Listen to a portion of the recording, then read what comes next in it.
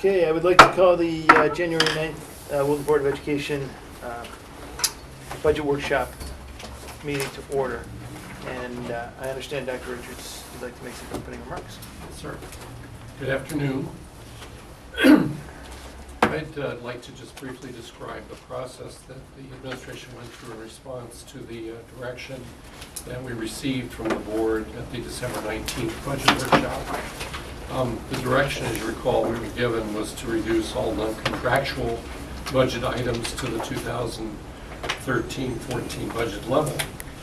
We did not reduce any of the staffing requests, most of which, as you know, are in special education. The special education requests are primarily in support of IEPs and are therefore considered contractual in nature. The only other increases in staffing are those recommended by the Security Task Force and the 3 classroom teachers at Wilton High School, which are put in response to projected enrollment increases. The special services budget was not adjusted because this budget is prepared based on anticipated needs and requirements defined in the students' IEPs. As you know, the IEP is a legal contractual obligation. And as you also know, the difficulty even with doing it student by student is the unanticipated students who will come to our district. Some budget changes, items may be considered non-contractual, have also some increases, and they include the following 3 areas. Substitutes, we did not reduce those because we had based the substitute budget based on recent history. The second area of non-contractual items which have some increase is property and liability insurance. This is based on estimates from our insurance broker. And the third area was some high school athletic costs as transportation and facilities rentals, which are contractual. We've identified, however, a number of accounts that were deemed non-contractual, and we asked the principals to revise their budget request to the level of 13-14 in these accounts. Training and conferences, field trips, general supplies, audiovisual instructional materials, test and evaluation supplies, textbooks, periodicals and newspapers, equipment, both new and replacement, assemblies and graduation. And holding these items flat generated about $230,000 in savings. If you add up the remaining increases in some of the accounts that some might consider non-contractual, it totals $57,889. Of this, $54,600 is attributable to a special education budget. So that's why you see some increases in some of those accounts. We're happy, having given we got some good news. On Tuesday, we received an updated health benefit projection from our consultant at Norgard, which allows us to reduce our budget request by an additional $280,000. This change occurred after the budget documents that you you received. However, we have updated the super graphics, which are at your table, to reflect these the health insurance changes. With respect to budget comparisons, in just a brief summary statement, the regular education budget shows an increase at this point of $1,724,000, which is a 2.92% increase. The special education budget shows a $1.6 million increase, which represents a 9.44% increase. The security, as you know, we put all the security items together, represents a $222,000 increase, which is a 202% increase over current year. And the total budget increase all in at this point is 4.66%. Before we begin our discussion, review of the budget proposal, I wanted to just make a few additional comments. At our December 19th meeting, one of our board members expressed some disappointment that this budget did not contain a lot of new initiatives. And while this is true, I would like to point out that some things are happening, that we are reorganizing how we handle house-based instructional teams at Cider Mill School that will benefit all students. This budget provides for enhanced math, as you'll hear more about in a minute, math instruction at Middlebrook for both special education students and students who need remediation, general ed students. We'll be renovating, further renovations to the STEM classroom at Middlebrook, and we will also be offering a new AP computer science program at Wilton High School next year. I'd like to offer further some context to why this budget does not include more initiatives. There are several reasons for this. I think the primary reason is that we really are focused on some sustained work on the implementation of, for example, a new math curriculum, as you know, an exciting STEM program at Middlebrook, ongoing improvement in our efforts at promoting deeper literacy in reading, writing, and critical thinking for students K-12, and curriculum mapping. So look, there's some sustained work that this budget supports that we believe is very important. A second factor that you also know, and I was thinking about this, is that in 2014-15, we'll be continuing work on the curriculum revisions aimed at linking our curriculum or aligning our curriculum more closely with the Common Core state standards. We'll be gearing up for the SBAC assessments. And there will be maybe some revisions, I think, to the teacher administrator evaluation programs. So that again represents some ongoing work that this budget will support. As a second point I want to make is our leadership team, as we reflected about our conversation, we concluded that we really hadn't talked much about kids. We talked about numbers for most of the time, and obviously the numbers are important, that's why we're here. But the most important reason why we're here is kids and the outcomes that we hope to achieve for kids and the purpose for why we're here. What impact is this budget going to have on our students? With that in mind, I'd like to just turn it over to Chuck, and then ultimately you're going to hear from the principals briefly.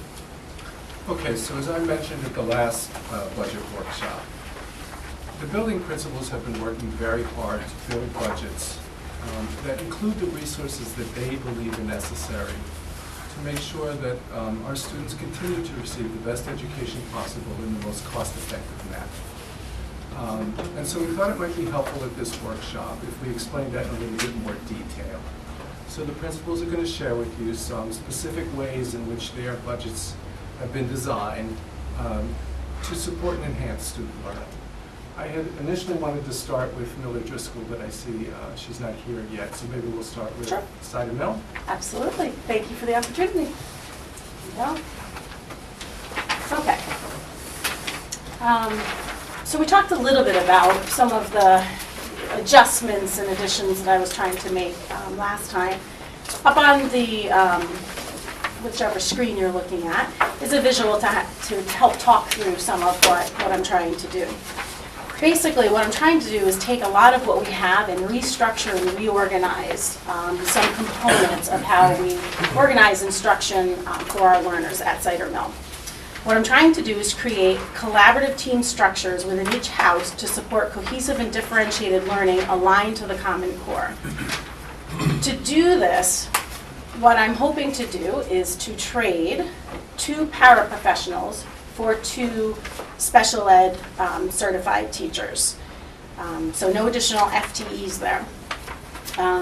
What this will allow me to do is to create, as you see, house-based cohesive instruction for a very targeted group of learners.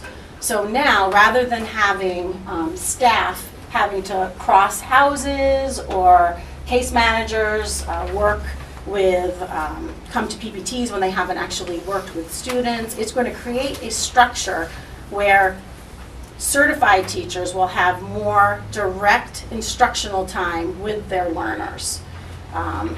There will be different levels of co-teaching And there will be also, we're going to look at our existing resources such as reading staff, paraprofessionals, and really organize them around these houses so that it is a more cohesive experience for our students. So that's part one of what I'm trying to do. In order to create a successful collaborative co-teaching environment, we need to have the time for teachers to be able to get together and work with each other to be able to differentiate instruction, make accommodations to the curriculum, and to engage in the SRBI process. To do that, the second part of my proposal is to slightly increase the amount of specials areas time the students have, so art, music. The addition of this time will create collaborative time for our teachers. At this time, there is no, as Middlebrook has, we don't have any time where teachers get together to talk about instruction or to make accommodations. And so with this additional specials time, we would be able to create a planning time for our teachers to be able to plan the co-teaching. Now, the addition of the 1.0 specials areas teachers will come through a decrease in a 5th grade teacher. So it's not an addition, I'm actually just changing that out, which I think we mentioned at the last meeting. But you can see in the write-up that I gave you that by doing this, we actually keep the number of sections rather than going up. And class sizes will go from the projected 20.7 to 22.2. You know, this reorganization, I believe, will really bring us that cohesive, inclusive instruction that we're looking towards. A lot of the interventions will be able to occur right in the classroom with the students and the teachers, and I think all of our learners will benefit from this reorganization. Can I just add 2 points? Number one, I think this will also give capacity for us to incorporate unanticipated special education students. Yes, I did. Instead of continually adding more staff, we should have the existing structure, for the most part, to incorporate any new students into that structure without adding additional staff. You know, we have to be careful. Some students come in with certain recommendations that we might have to honor, but Correct. This will put us in a better position to accept students that we had not anticipated. And secondly, I would point out that we would be pulling teachers away from instruction less Yes. by building in this collaborative time. Right now, in order to do the SRBI process, we have to call in substitute teachers to release teachers to meet and do this kind of work. So we're kind of trying to build the capacity or the structures in the school day so that teachers don't have to be pulled away from the instruction. Do you want questions now, or do you want to go through Sure. all the principles first? Sure. I think we might as well take the questions Yeah. now. Okay, I know I have a couple. Chris, do you have anything? Lori? I don't know, I'm just not getting this as to Okay. what the change actually Yeah. is from what is currently happening versus what's happening in the new model. Okay, so I don't And know. also, see. Dr., Yep. how do your 5th grade teachers feel about the increase in class size? it's not any different than what they have currently. Projected class size will be revised from 20.7 to 22.2. They're this year's cohort of students, so it's not significantly different than what their current 5th grade is. What's the current 5th grade? Ken, do you know what the current, I'm sorry, I don't know the exact, it's Okay. But it's over around, 22? yeah, it's around. And it also put it in line with the 3rd and 4th grade Right. levels Correct. projected for next year. Okay. Where does the time come from when you're increasing the specials time? Good question. So right now, Cider Mill has intervention blocks that have been carved into the schedule. And so and that is a pull-out model. And so what this will allow is the special ed teachers in those pairs will be pushed into classrooms and have more in the classroom interventions. So it's really just switching where the service is happening. It'll be more of an inclusive intervention time rather than an extra outside the So the specials classroom. will take the intervention time and the interventions will move into the classroom Into the because you will small have 2 teachers there to provide that intervention. Did that make sense? No. Okay, right now we have approximately a half an hour built into this Yes. schedule to do interventions. Yep. So the kids go to the classroom teacher Yep. for small group instruction. We are going to now take that time and give it to the special teachers, art, music, so that the teachers can meet and collaborate. And the interventions that occur during that half an hour will now be provided within the context of the regular ed classroom during regular instructional time. Because remember, you're going to have 2 teachers in there for teaching. So are we talking purely about the schedules for special ed kids? I mean, No, we're No. talking mostly now about interventions for Right, kids who are for not all in special learners, ed. yeah. okay, but again, please pardon my That's okay. ignorance. No, I'm it's- I'm No, I'm it's trying to fine. envision It's complicated. a 5th grader Yep. sitting in their class, and they're going to have more time in art. Let's say they're not a special ed child. They're going to have more time in art and less time doing what? If they're just a normal, everyday kid that isn't normally dealing with interventions, how's their day going to change? They're going to have more art, they're going to have less what? They're going to have more in the class cohesive instruction. So one of the things that is huge for our learners, especially our most struggling learners, is that when they get pulled and they get a little bit of instruction from this person and a little bit of instruction from this person, the learning gets very fragmented. And that's very disjointed and most difficult for our most struggling learners. So what I'm trying to do is to create a more cohesive environment where the same group, so there'd be there'd be almost an encapsulated group of adults working more intensely with that student, so the learning will be more meaningful for that student.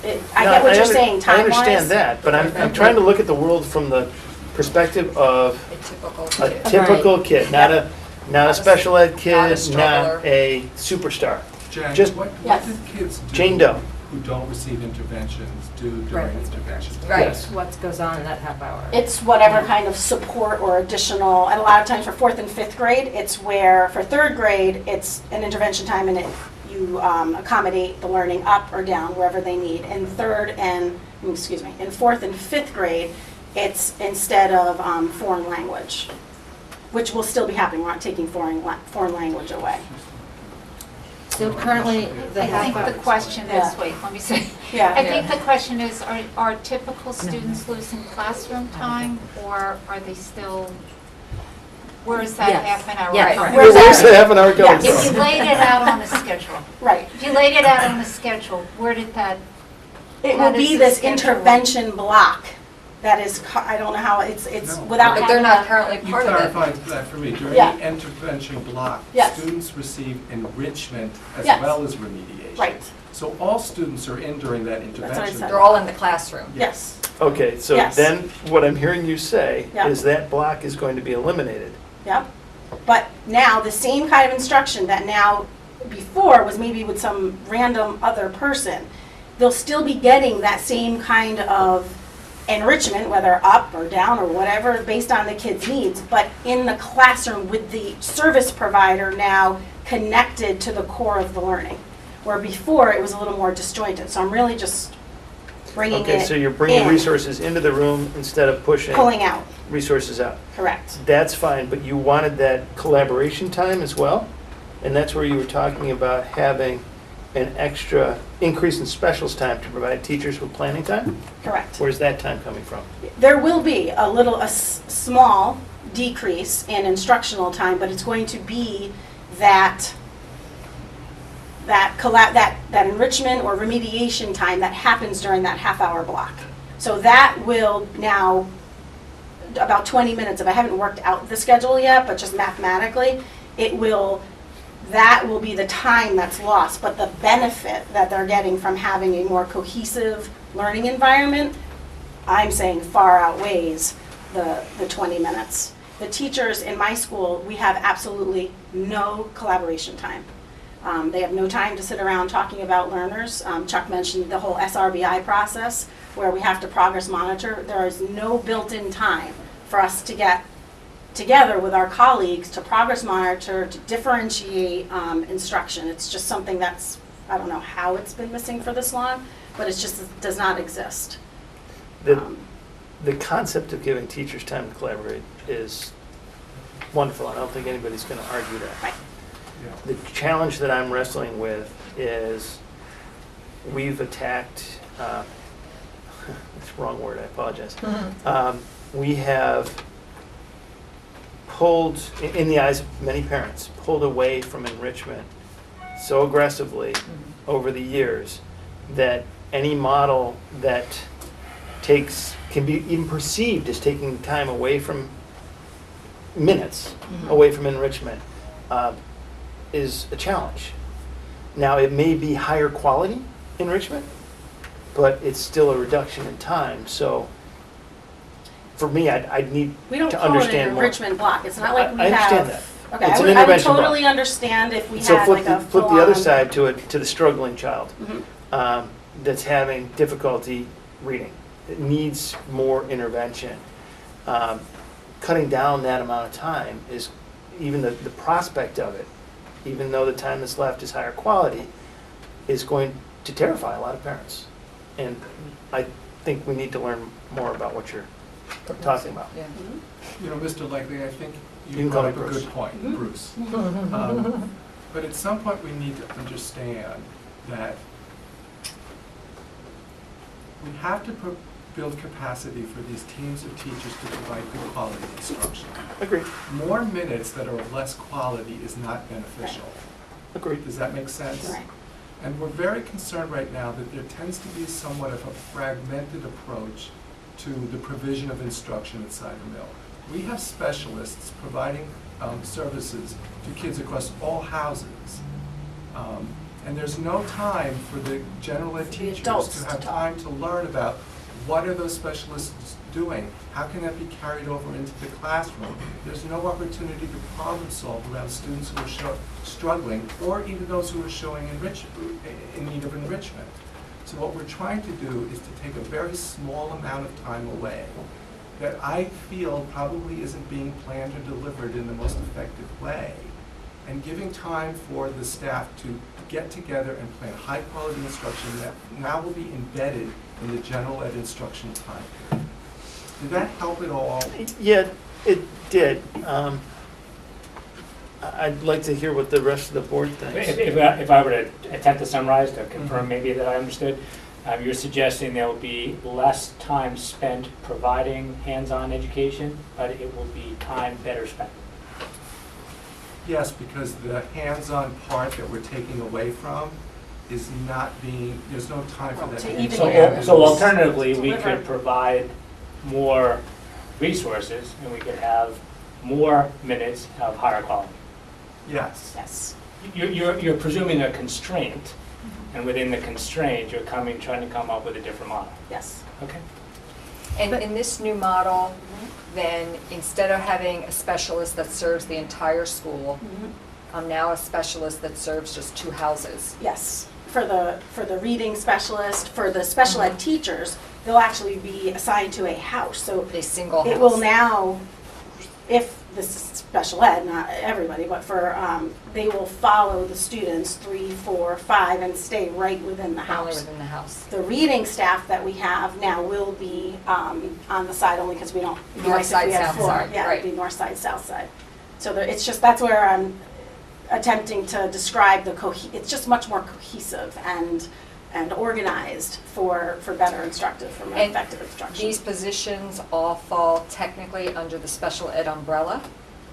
Or The no? two that the only thing that I'm reorganizing a lot, so you're seeing a lot more than anything that's on here. I'm actually restructuring the school in a way that I think will be more efficient and effective. Okay. To do that, I'm requesting Yeah. to trade in 2 special ed teachers for 2 paras. And paras are not under the special ed umbrella.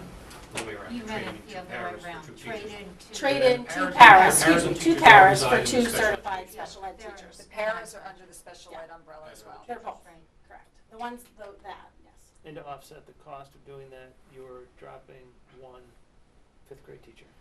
For the addition of the specialist time, I'm offsetting Okay, the fifth grade teacher. okay. The difference between the salaries for paraprofessional, the two paraprofessionals and the two special ed teachers is about 60,000. 60,000, which we did talk about last time. Okay, And the additional time for the specials, you're not actually hiring another person. No, but You're what we'll just be adding doing more is time time. to this, on the Yes, schedule. yes. Well, there will be, for example, I have, and I don't, we have to see how it works, you know, with the block scheduling and everything, but let's say,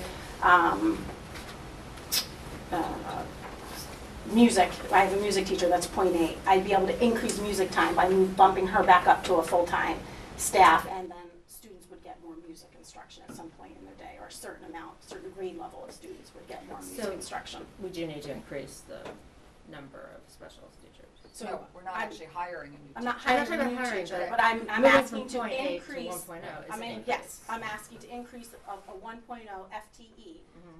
but it'll be parts of people that already Parts of people exist. that are already That's there. fine, I'm not, that's not what I'm. Yeah, that's why I have to reduce the fifth grade, because that's how I'm offsetting that. how many minutes a day do you have of intervention time now? It's a half an hour. And you're proposing to drop it Every to other what? day, it's a half hour for fourth grade. And actually, fifth grade, because they have foreign language every day, we have to, it's more of a pull-out model, so actually fifth grade's not losing any time. So when will they Because it's go a- to foreign language now, though, in this new model? Does not impact the foreign language schedule. I know, without a visual of the current schedule, it's hard to Okay. follow. That would be but- very helpful to see like a current schedule Yeah. compared to a proposed schedule. Yeah. And you're, When When we're you there, get to that absolutely, point, yes, at some point in the correct. spring, Absolutely. as you solidify this a little bit Yep. more, it'd be nice to have a whole presentation Absolutely. on it. you work on a 10-day schedule? Yes. Okay, Yeah. and instead And of that's, every other and day, the half an 10-day I hour? know has been because of our increase in students Right. and the decrease in specials areas over time. You know, I haven't been here to see that, but I know like for music went down a couple billets at one point, art lost a few, and so to make sure that everybody got the correct amount of gym per, you know, per law, and we had to stretch it out to a 10-day schedule. Okay, so across the 10-day schedule, you've got 5 hours of intervention. It's different for every grade level. So for third grade, they do not have foreign language. But the previous administration and Ellen Tuckner have worked very hard to build in a time within the core classroom that we call intervention time. Okay, what I'm That's trying half to, an hour. what I'm trying to get to is across the 10-day period. Yep. It's What's- different for every grade level. Okay, I understand that. With your new plan, Yep. how much less intervention time will there be? To Chris's point, it's going to be higher quality. Right. But how much of it will there be? I'm anticipating it'll be about 20 minutes. 20 minutes less over the 10-day, It over a depends 10-day period? that's what I was trying to explain. So fourth grade, they only have intervention every other day. Fifth grade, everybody doesn't have intervention because foreign language is every day.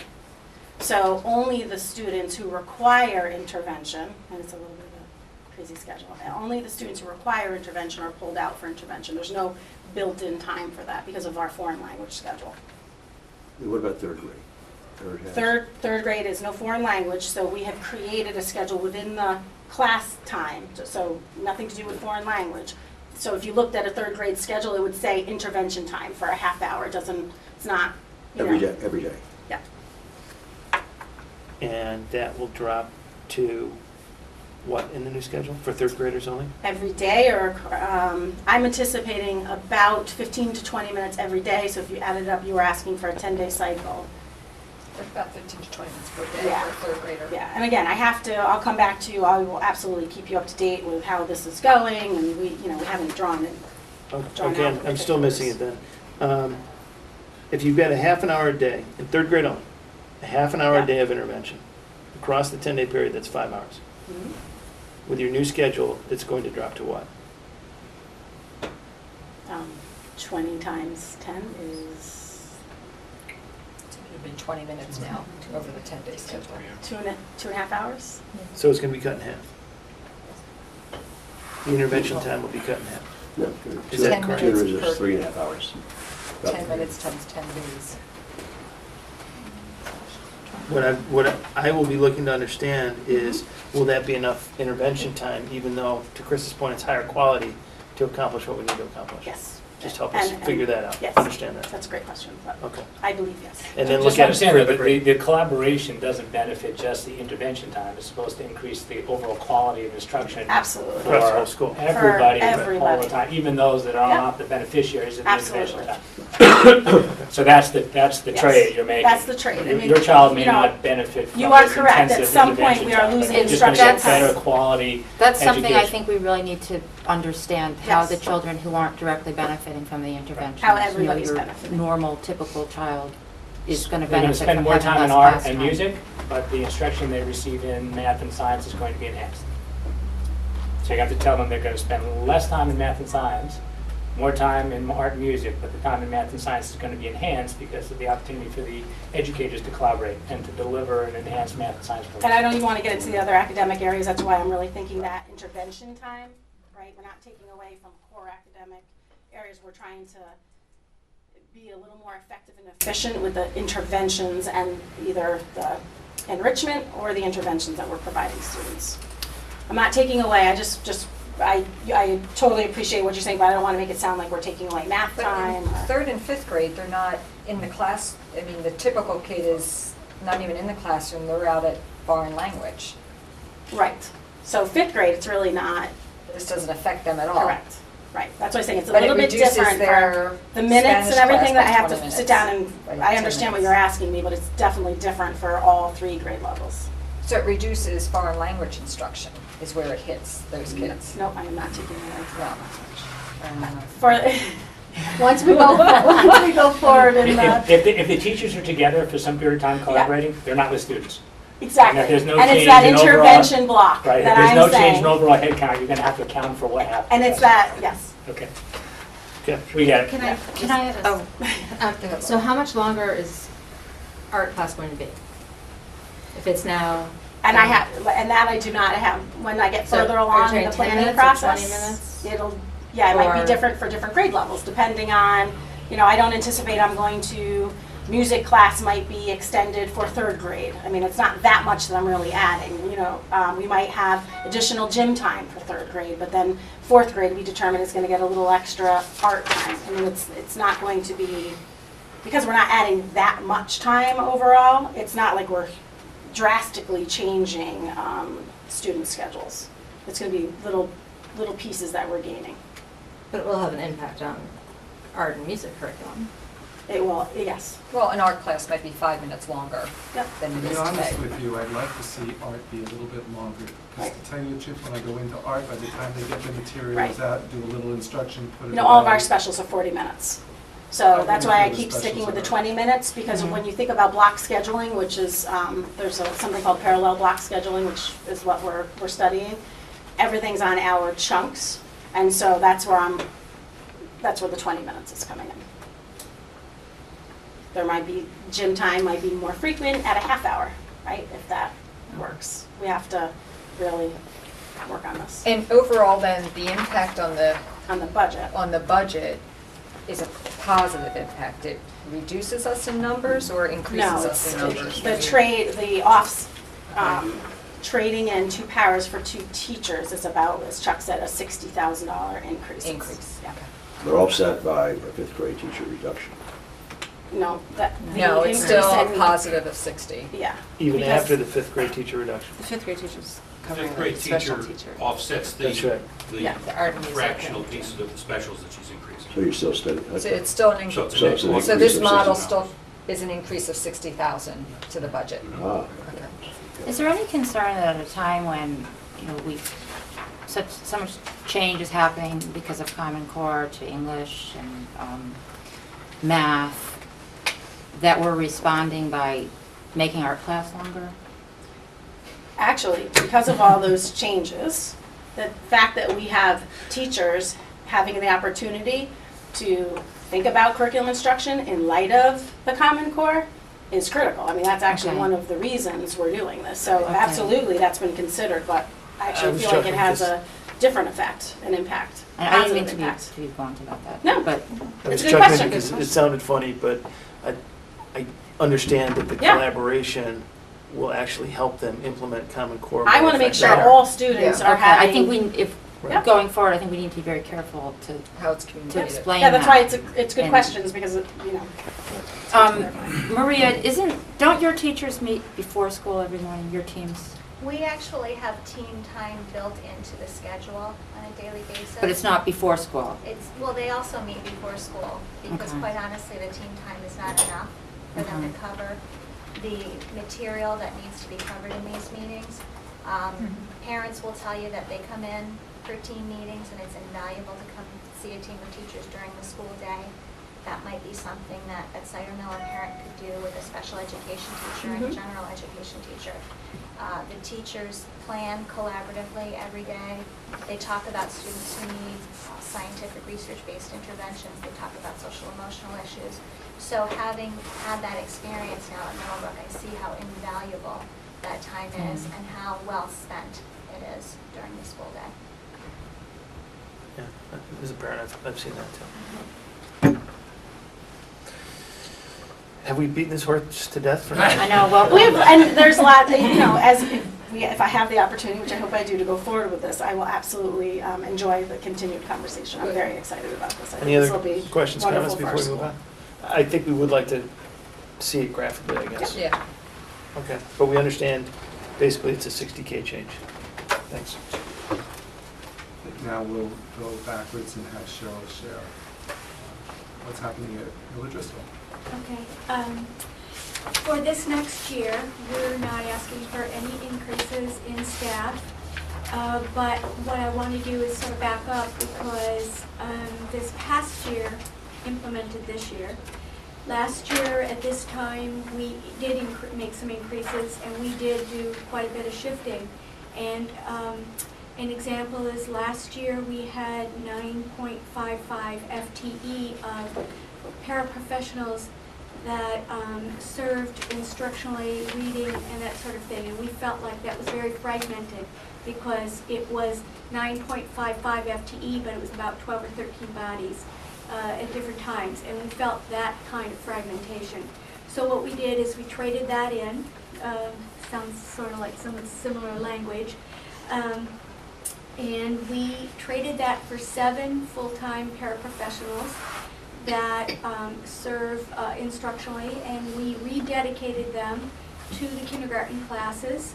And so they totally serve kindergarten for, because that was another change we made. We made an implementation last year from the extended day program of kindergarten to this year we have full day. So this is our first year with full day kindergarten.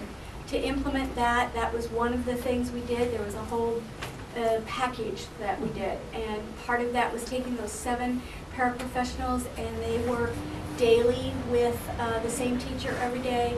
They work in the literacy blocks for 90 minutes of literacy, an hour in the morning and a half hour in the afternoon in each kindergarten classroom.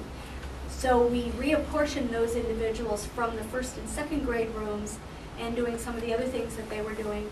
And they're dedicated to the kindergarten, as well as they do other interventions for 1st and 2nd graders in the rest of their day. And they also do the middle of the day lunch recess. So they also monitor that, which they had always done.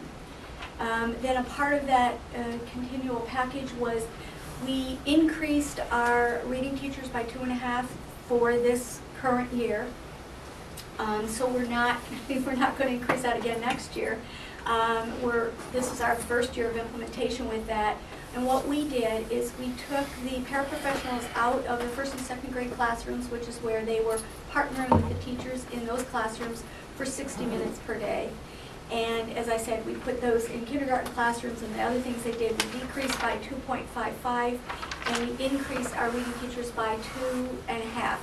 So currently we have 7 reading teachers, and they go into 4 classrooms a day, and they partner with the classrooms, and their job is during that time they do coaching, co-teaching, and intervention. They are a team with the classroom teacher during that time.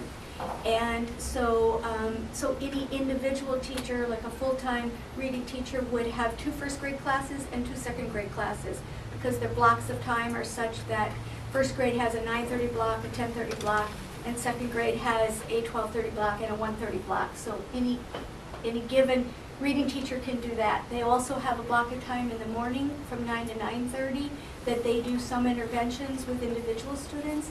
And then from 2:30 to 3:15, they also go into the kindergarten rooms each day. And kindergarten rooms have an average of 45 to 50 minutes of a reading teacher that works with a teacher in the classroom. They can either work directly with the teacher, they work providing interventions for students, they team during a block of time that we call structured play and enrichment. And so they have a variety of things determined by whatever that need during that time is. So those 3 initiatives were new this year: the reading teacher, the full-day kindergarten, and what we did with the paraprofessionals. And then last year we were the school that last year we started Math in Focus, the new program, and we implemented that with only kindergarten last year. And so then this year we're implementing that in 1st and 2nd grade. And so we have just, it's not going to be reflected in the budget, but there's a slight increase in materials for math because the materials are very disposable for kindergarten, 1st and 2nd graders. And the materials we had last year that we had for last year that we moved into 1st and 2nd grade this year, then we need a few more material kind of things. So there are no FTE increases in our budget. But we are very pleased with our work this year. Full-day kindergarten is going very well. At some point, when we get some of this budget thing underway and we get a little further in this process, we'll be making a report back to the board about where we are with the implementation and the things that are going on. I can say just anecdotally, one of the things the teachers report is that the students are just so much further ahead at this time of the year than they have been any of the other years. And the children have acclimated very well to full days. They're little people and they're doing very well, and the teachers have acclimated as well. So that's really where we are at Miller Driscoll with implementation of new and static programs. Any other questions? And you're not proposing to change any of that No. setup with the 7 para reading? No, we don't You're gonna go propose for to change that for next year because one of the things I think most of us believe and understand pretty strongly in education is that on occasion we have what educators often refer to as initiative overload. We do so many new things that we never have the opportunity to implement. I feel like these 3 things are a whole body thing for Miller Driscoll School. When I presented this last year in much the same way that Jen's trying to help you understand what she's doing, because we have it so clear in our mind, but sometimes it's so hard to explain, or to articulate what we're thinking. But this has been a good thing for Miller Driscoll holistically. The kindergarten is more part of the building. The reading teachers are collaborative, working in those rooms every day, and the paraprofessionals are supporting the full-day kindergarten. Do we have some blips in the road? Absolutely. So we have to continue working with this model and all of these things that we're doing this year into next year. And our Math in Focus is going very well as well. We're very pleased with where things are going in those programs as well. Wonderful. Thank you. Maria? Okay, thank you.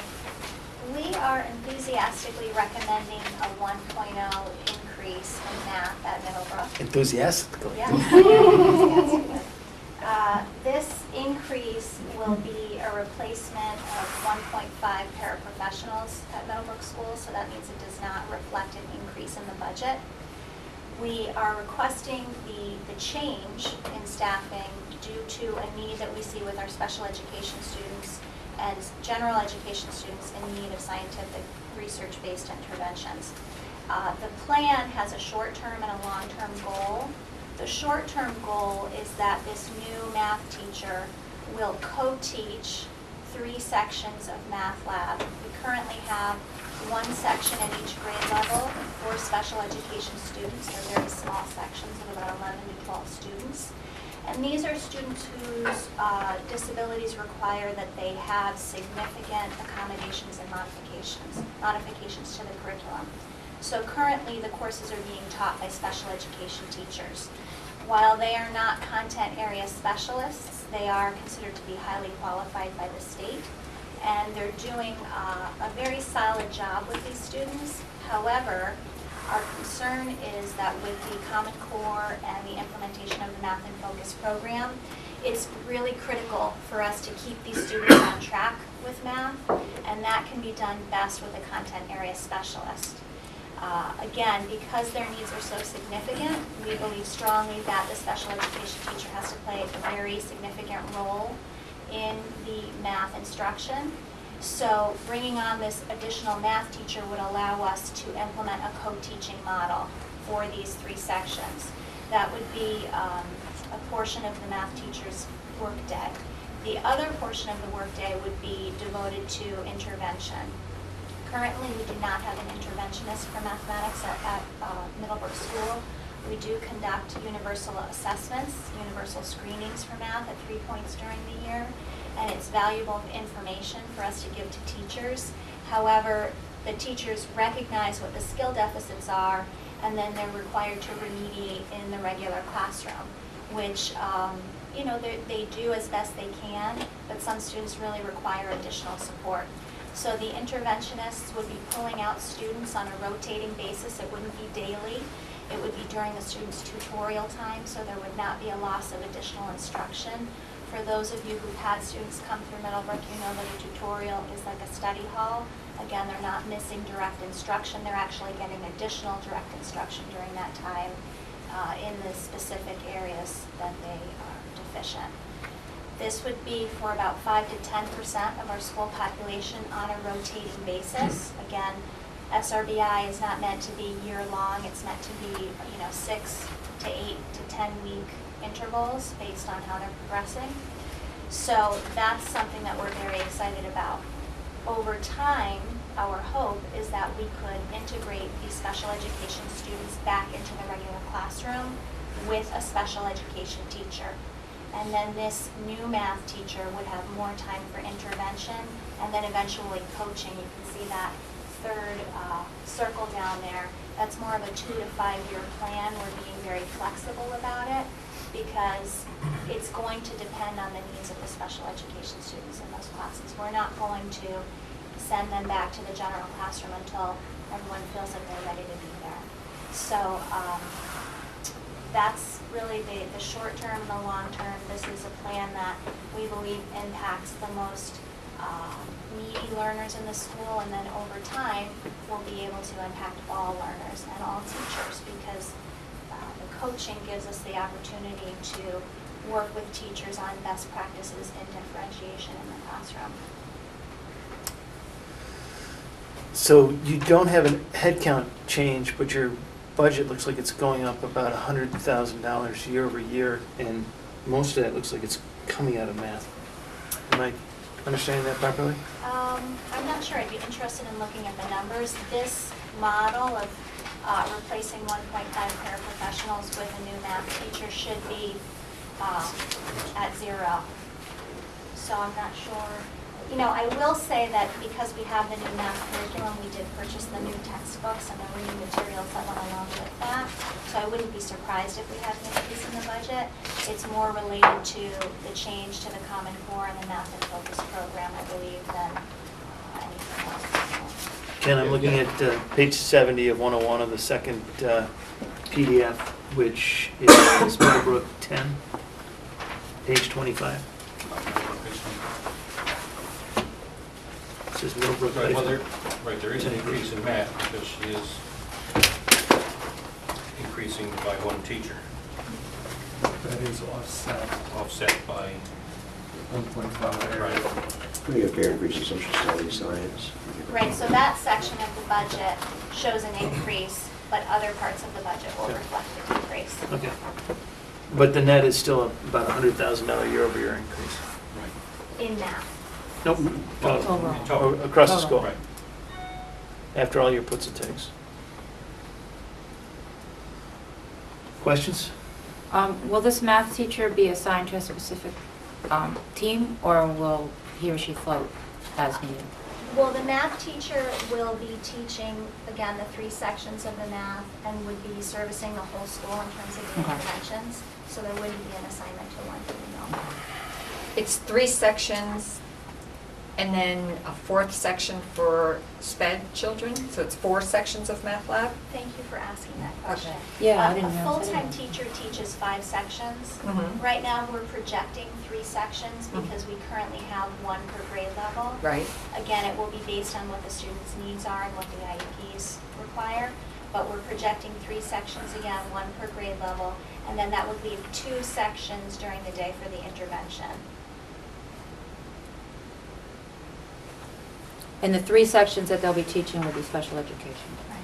Yes, they will be with Students special And with the two IEPs. intervention sessions will be with all kids. general education students, yes. So this is a person that would fall under the special education umbrella? It's a person that would fall under general education because it's a general education teacher. Okay. Again, we would also have the special education teacher co-teaching. In the classroom? Yes, so the 2 of them could be together. Now, the benefit of having the 2 is that we could have some flexibility with the special education teacher. That person may not need to be there every day, Mhm. may be able to get out to other classes and work with other special education students in the mainstream classrooms.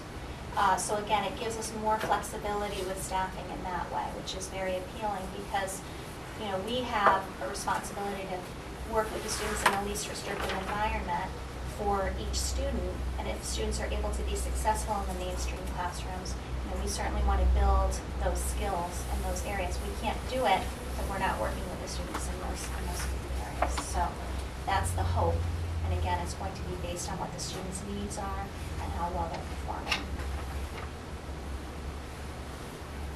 Other questions? Okay. Thank you. Well, I have an exciting proposal as well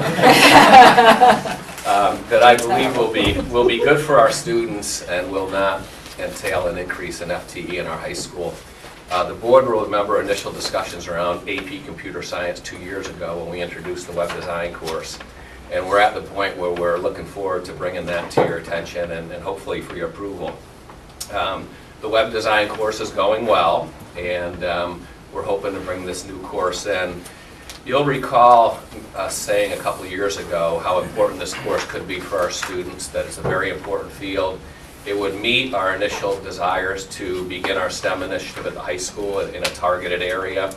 We have had past graduates return and talk about the importance, from as far away as California actually, and talk about the importance of computer science and how they're engaged in those studies. And we feel this is a college level course that we can offer already at Wilton High School to prepare our students for a very bright future, so that's important.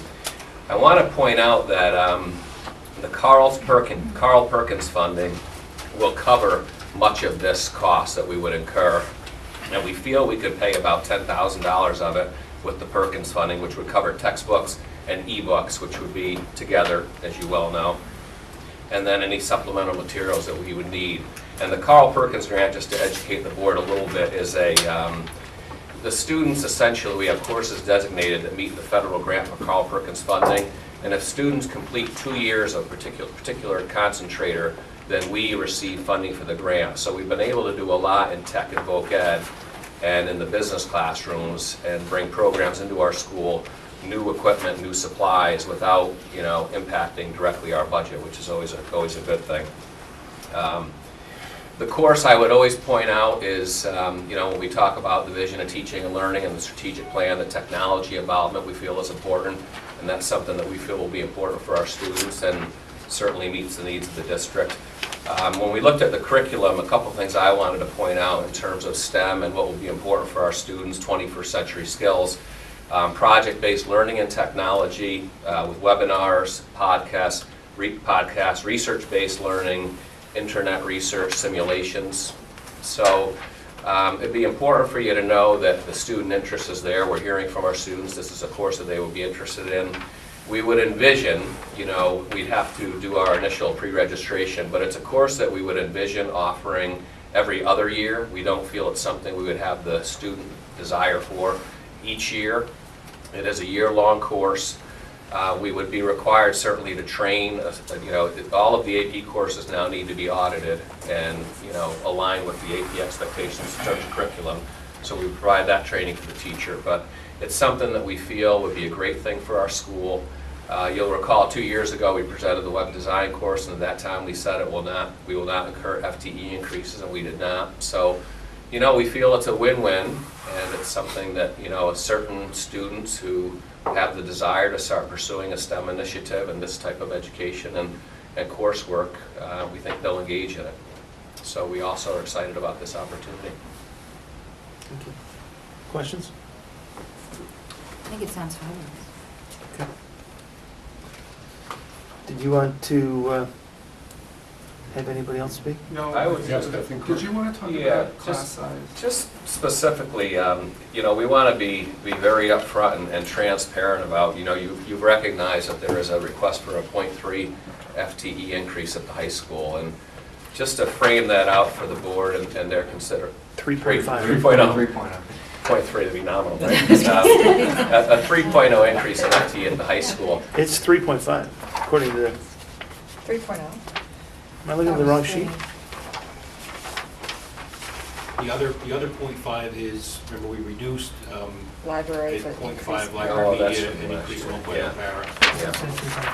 He's talking about the 3.0. About- And he's so just much talking question. about if you go over to the left column, just 3.1 classroom is teacher. four. 3.1, I'm sorry. Yes, but he's talking about 0.6. 3 classroom teachers, is what he's talking about right Okay. now. He's with you now. Dr. Sandler just said the super graphic.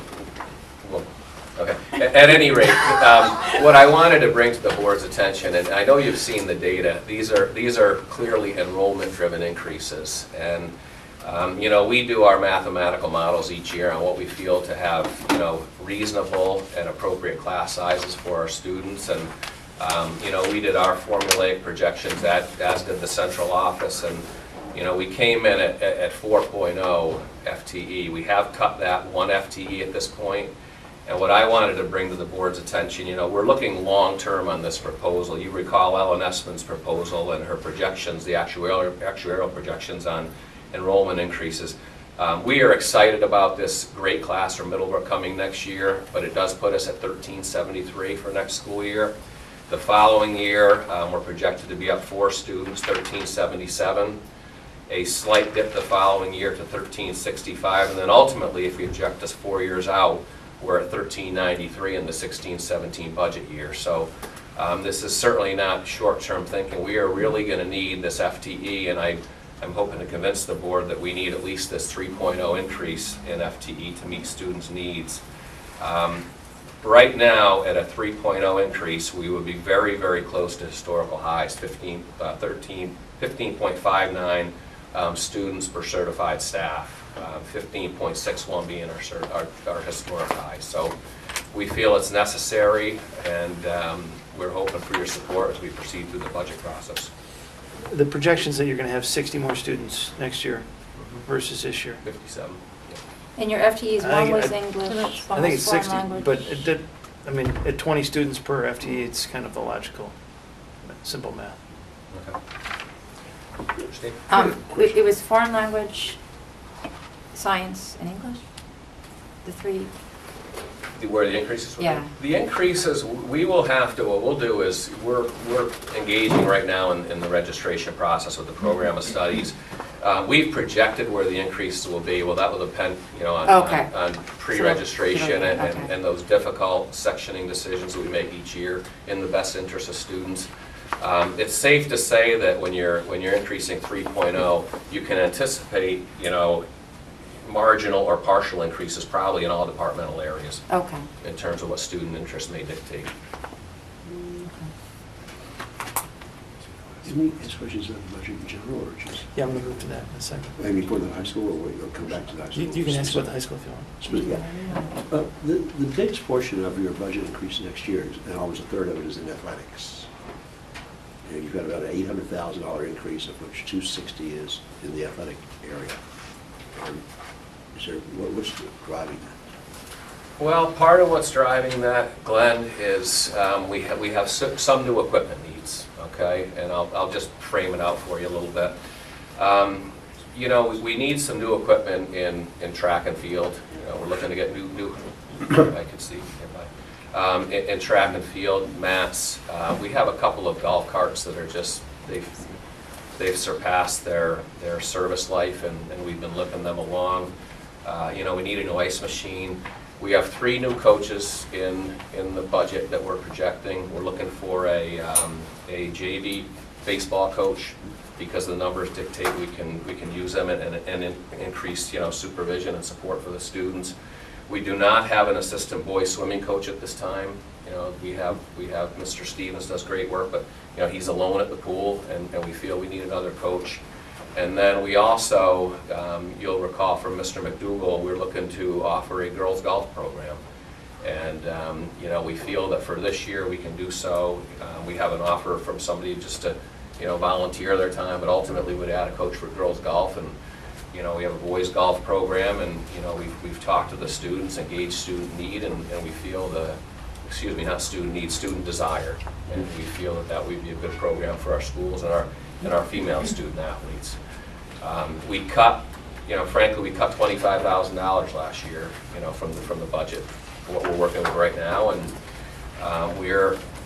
it's challenging, and it will be, but we hope to be able to, you know, get through this school year and meet students' needs in athletics. So, you know, and you get a new set of eyes. I think Athletic Director McDougall is doing great work, but you get a new set of eyes, and you see new things that we may need, and some new initiatives and new coaching needs, and that drives some of the increase that you're talking about.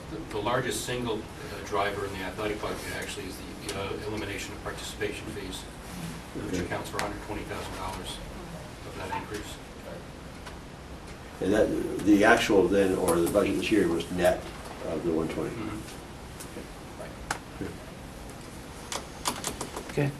Okay, so we hope you found that to be helpful and illustrative, and we were wondering if you had any other general questions about the budget. We did. What I was hoping to do today is first off, start by expressing appreciation for all the work that you do in putting this together. And then move around to each of the members of the board to provide their general perceptions of what's been put together, and then delve into deeper questions. But when I look at the work that you do, I recognize you're trying to do more and more with less, yet the town's in a difficult position. You know, based on the numbers that we saw the last time we did demographic analysis, it's not as affluent a town as we all think. There's a lot of money at the high end, but the middle and lower tiers are struggling, and that hasn't changed. Now, fortunately, the economy does look like it's getting a little bit better, but I don't think that's hit people's pocketbooks yet. We don't have an increase in students year over year. So it's an interesting opportunity for us to look at the budget, and I'm speaking personally at this point, not for the board by any means.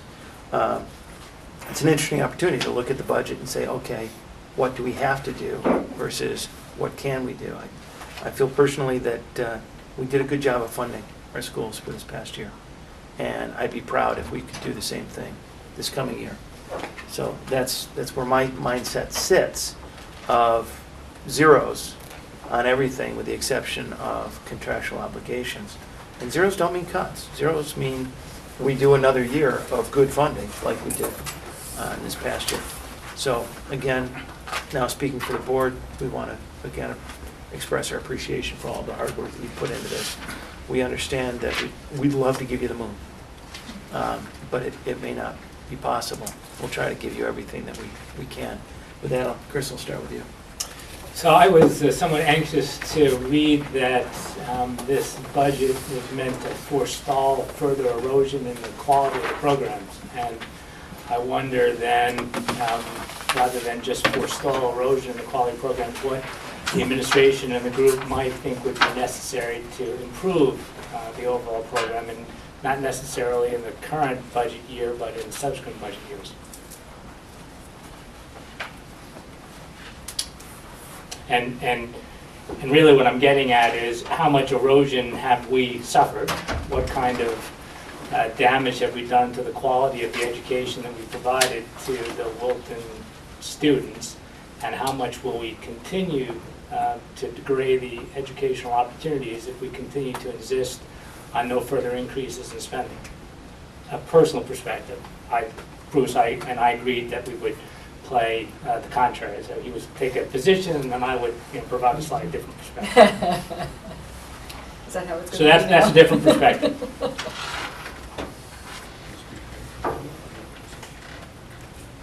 I think one of the areas that we're concerned about, I think Jen's proposal got to part of what we're concerned about, and other districts have addressed this different ways, is the whole time for capacity building and the collaboration piece.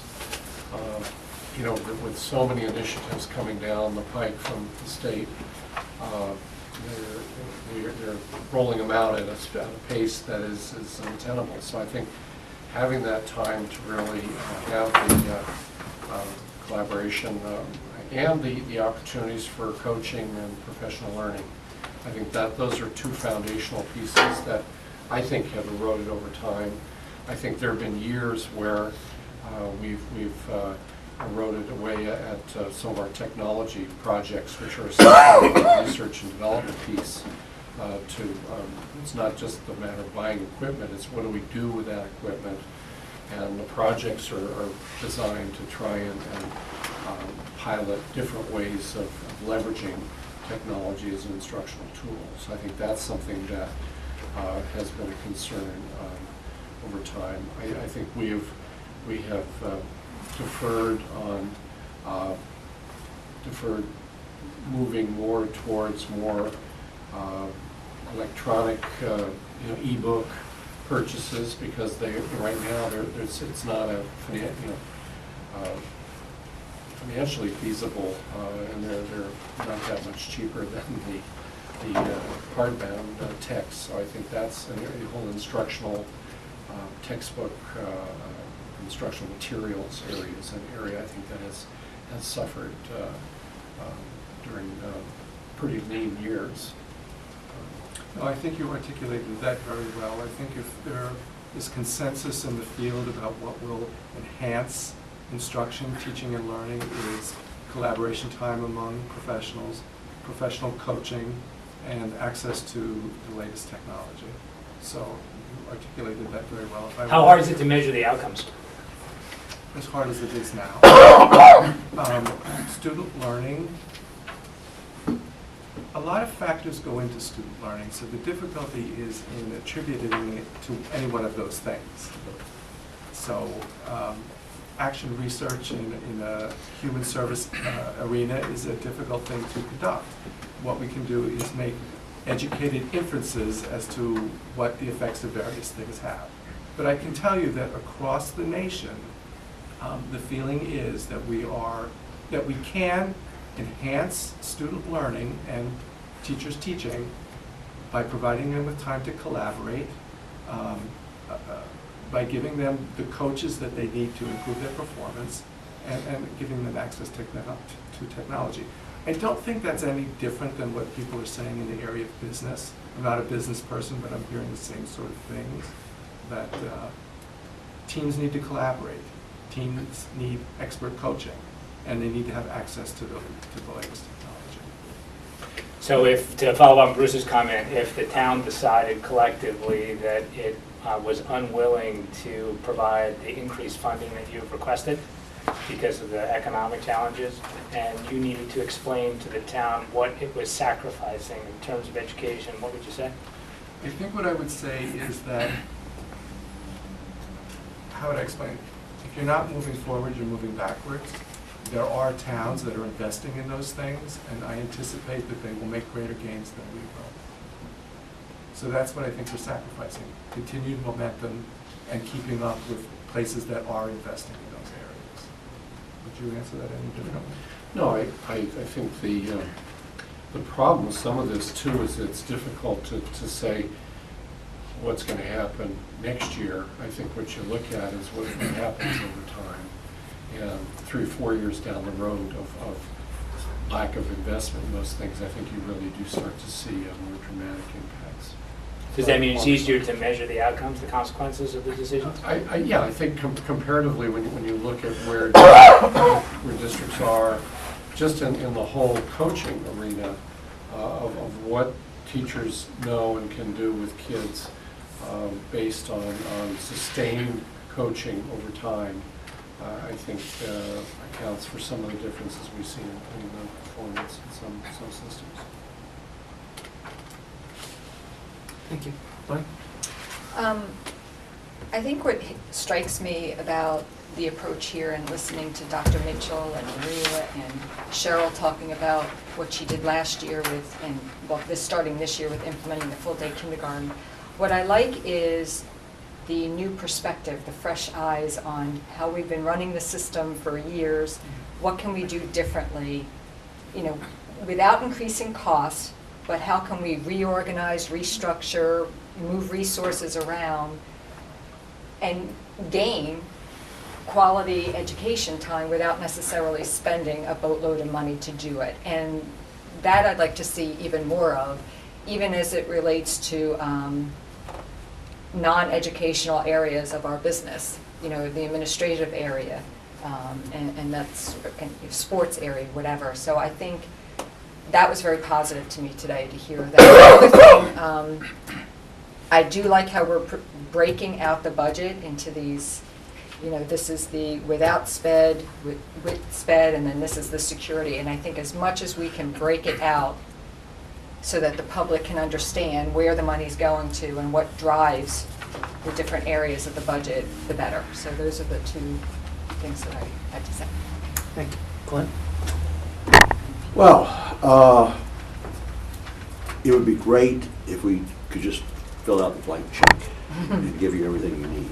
And because I do believe every penny of it would be well spent. And I think that's evidenced by the work and the effort that's gone into the presentation and the work you've done so far. That being said, the reality is quite different. And I think that,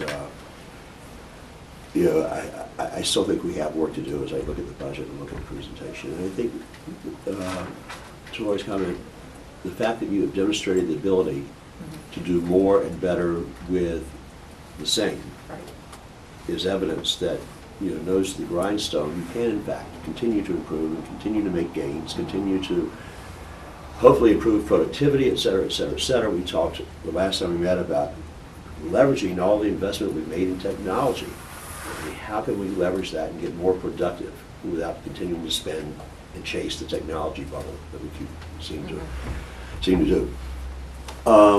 So I think there's still clearly work to do. I look at the change and the overall that you're presenting to us, and I guess what we'll talk about. Fortunately for us, the big portion, the vast majority of the reduction was a one fell swoop in health benefits that we really didn't do anything about. It came to us fortuitously, as you said. It was something that we weren't expecting. It happened, and that's half of what the reduction is that you're showing us. So I think there's still some work to be done. Chris? Could I just say something at this point, because I think you brought up something that's important for us to keep in mind. One of the things that I'm concerned about, and I think that we're all concerned about collectively, is building the capacity of this system so that we can address some of the increases better as we're going forward. One of the things that we're trying to do, both particularly at Cider Mill and Middlebrook, is to build our capacity to address those unanticipated special education needs in a cost-effective way. So I just want you to keep in mind that we tried very hard to make this cost neutral for the most part, and any little investment, I think in the long term, in the long run, will put us in a position of better fiscal stability. I didn't say that very well, but you know what I mean.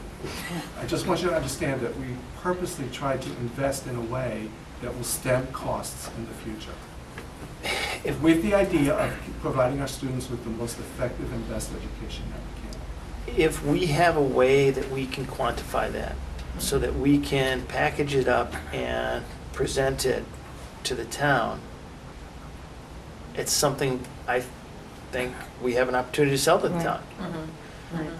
And it gets back to Chris's, questioning and points, which are How do you measure? they're very valid, which is, what are we giving up? And, the follow-on question to that is, what does it cost to get us the collaboration time, the teacher coaching, and the technology that they need? And if we can quantify that and project to the town, the benefit of what Chris, you were talking about with Chris, and the benefits of what you're talking about with Glenn, that's a very powerful story. We just have to figure out how to do that. And the challenge is, 12 months from now, the town's going to come back and say, show me how you did. Yes, I understand, but I guess my point is, this is a long-term investment that we believe will have effects long-term.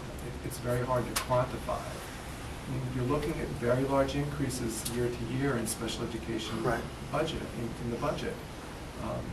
My feeling is, and I think we all agree, that it's because of how we're structured right now. And if we were to restructure, we'd be in a better position, again, to incorporate students. Look, if our general ed teachers have the capacity to serve some of the needs that they can't right now, we wouldn't be going to services in special ed. So again, by developing this collaborative time and coaching, we should be able to, again, contain costs while at the same time providing the most effective services we can to our students. I'm struggling with how to quantify that. Okay, let me see if sure. I'm sorry, I've only been here 5 months, but I've been here long enough to be able to... Seems longer. Seems longer. In a good way. In a very positive way, yeah, exactly. But I've been able to observe the work of the people around this table and also the work out in the schools. And I will get to the point of trying to quantify the importance of collaboration. Many districts are suffering from the initiative fatigue without any clear purpose as to how those initiatives link directly to improve student success. That's the piece that's missing, and also what's missing is going back and actually looking at the effectiveness, talking to teachers, talking to students, having teachers talk with each other about that. And Doug Reeves talks about sunsetting certain initiatives, because our teachers and the administrators cannot continue to take on what the state or people are saying is best practice. Excuse me. So I applaud that approach. I think that Jen's idea of really, I call it walking around a problem instead of sitting here and seeing the problem, trying to address it. Walking around the problem and coming up with a way that clearly is in the best interest of students, where they are part of this team approach and they're surrounded by the same people who are going to be able to work together. In terms of the collaboration, it may be a little difficult to quantify. How does collaboration really benefit from this? As you know, I was in elementary school last year, and at the end of the year, or in the spring, we had a nationally recognized expert on student engagement come to the school, and he spent the entire day. He visited every classroom. This person is in classrooms every single day, probably thousands of classrooms, and he looked at the instruction across the different sections of each grade level, and he noted the consistency of implementation of the curriculum. He said that is clear, that there is a consistency. And researchers have said you don't need to worry about consistency from school to school. You need to worry about that within a school. And he said he linked it directly back to the 2 periods that teachers had per week at this primary school to be able to collaborate. They had that team time to look at the fidelity of their curriculum implementation. It was a full-day kindergarten implementation first year, and they looked at their pacing and they looked at the success of different units, and they revised the units after they taught them before they moved on to the next. The time was invaluable. Along with that was a real structure of how the time should be used. So they held each other accountable with agendas and with minutes and what they needed to accomplish so that it wouldn't be invaded by housekeeping type things. So it was very powerful for me that this, John Antonetti said that the fidelity of implementation of these units is directly related to the time they have to plan and to look at curriculum together and collaborate. So I offer that as more qualitative, certainly not quantitative, but I trust his observations because he's been in so many different classrooms. Right, I think the town's going to look for something closer to quantitative. But I offer that because I don't have the quantitative. It was not. Right, and I understand that. Last year, Ken, our special education increase year over year was, I want to say 12%. Was it? Do you remember what that number was, approximately? Ballpark? It was It around was there, 12. yeah. It was a Okay. little over. Okay, so this year it's 9.44. If we can communicate to the town that we want to make X investments because we believe it will not only maintain but improve the quality of our special education services and move projected increases in the future, with the exception of outplacements that we can't control, to closer to some other percentage, that's a quantitative conversation that I think is worthwhile having. And sure, there will be some people that hold our feet to the fire on that, but there will be other people that understand it's still, it's an investment and there's risk tied to the investment, and it may be better, it may be worse. So that's a qualitative or quantitative measurement you might look at. I would caution us to be very careful about setting targets, though, for decrease, because we can't do I understand, that. completely understand. And note the use of my words saying maintain or improve the level of education in that portion of our programming, because that's our objective in every portion of our programming. I say that personally, but I believe I could take a vote from the board and that they would support that one wholeheartedly. We have two of you left. I'd like to get your impressions on your thoughts on the budget. Any perspectives that you have? Do you want to go? Sure, I Mr. apologize Last. for having missed what other Oh, that's people okay. have said. I mean, the problem with education is it's messy and it's not quantitative.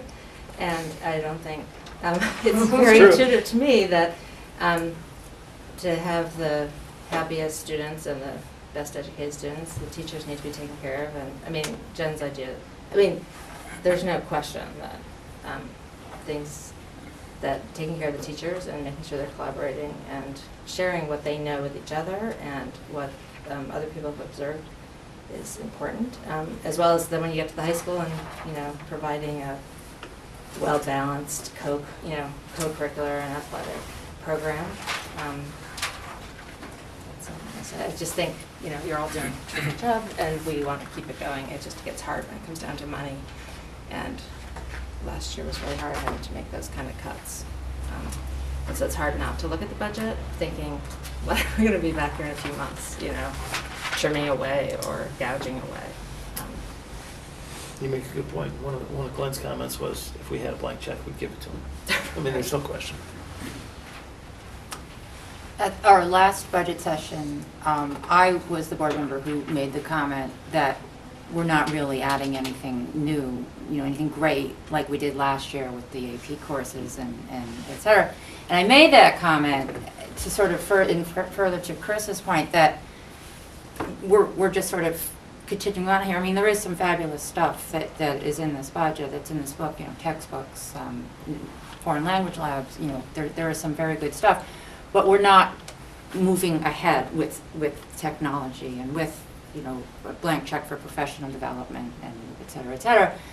So mindful of that, here we are with a, 4.6% increase, and the part for general education is very reasonable, but yet we're stuck with everything else that's coming with us. The recommendations from our town security task force, special education increases. So, sadly, I go through this book and I find myself, nickel and diming, whoa, that's ridiculous that they want more pencils, that's, you know. And you reach the point where you say, this is absolutely nuts. So I think, you know, we as a board have some thinking to do, you know, what are we prepared to go to the town with?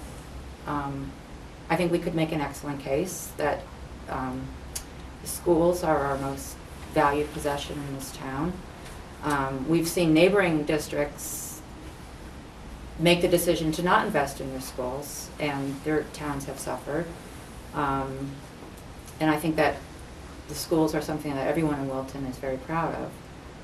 But to maintain that high level, you have to invest in it. You know, I've had several realtor friends who love when we're #1 in our SATs because they get to go out and promote that to all the potential new home buyers and stuff. But the reason that happens is because money is spent on the best teachers and the best education. So we have work to do, sadly, but thank you all very much for the great ideas and the innovations that are contained in this book.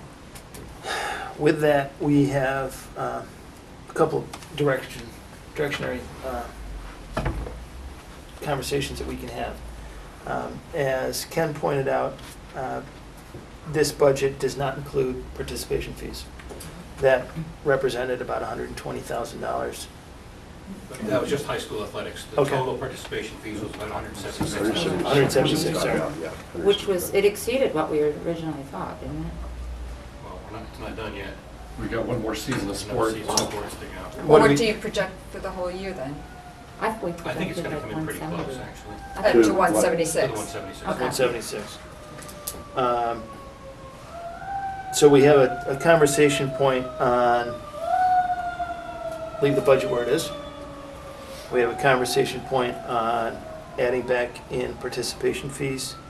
And we have a conversation point on adding more money to Chris's point about collaboration time, teacher coaching and technology.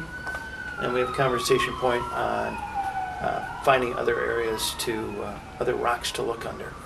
So with that, I'm going to open discussion to the board to see what your thoughts are on those 4 points. We also have an issue with the security measures, whether or not the town wants to take that on as a partnership, as opposed to just an obligation of the schools. Yeah, that's not one we can decide on right now. Well, it's in our budget. True, but we can't, I don't think we can just simply say we're not going to pay for it. We could, I guess. I think And it's hand worth it off dis- to the town? I think it's worth discussing with Okay. the first selectman, the The- second the- selectman. The security task force is going to be going to the Board of Selectmen's meeting on, I think it's the 22nd,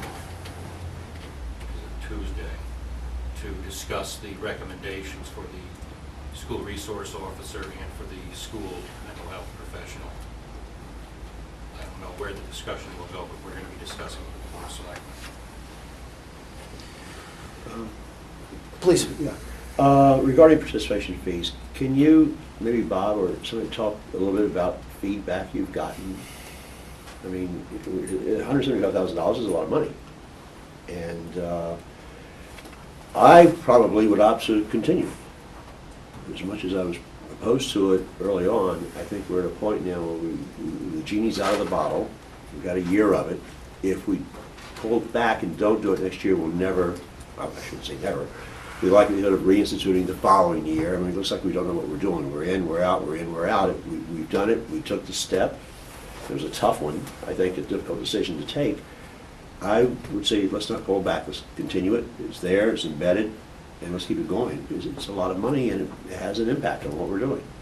But I'm concerned, I'm just curious about feedback that you've gotten from parents or from students about the participation. There has not been a lot of feedback. I attribute that certainly partially to good communication in advance. I think that the district and the board collaborated around the decision and the research, and we took a thoughtful approach to it.